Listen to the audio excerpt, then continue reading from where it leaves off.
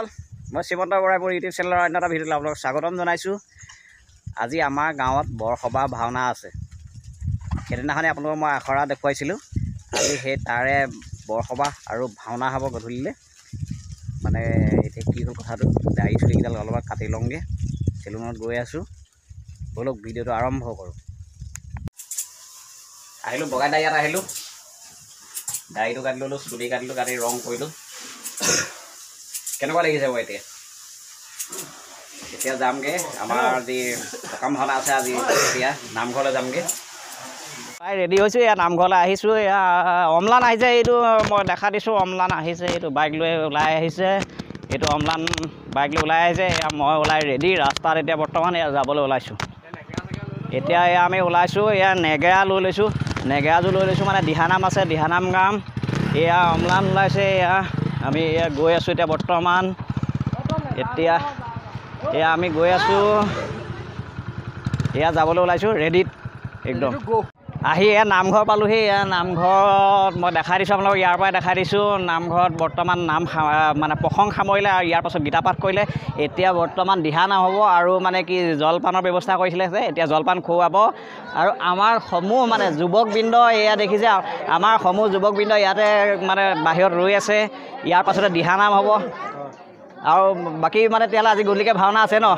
বাৰু সকলোৱে মানে ভাওনা উপভোগ কৰিব চাগে। আমাৰ এতিয়া দিহানাম আৰম্ভ হৈছে। এয়া দিহানামত বহিছে ভকত বৈষ্ণৱসকল। এতিয়া দিহানাম হৈ আছে, মই দেখাই দিছোঁ আপোনালোকক। এয়া দিহানাম লৈ আছে, আৰম্ভ কৰিছে এতিয়া বৰ্তমান। আমাৰ দীপাংকৰ পূৰা নেগেৰা জাৰি আছে একেবাৰে, দেখিছে নাই? মই দেখাই দিছোঁ বাৰু। এয়া দীপাংকৰ নেগেৰা জাৰি আছে।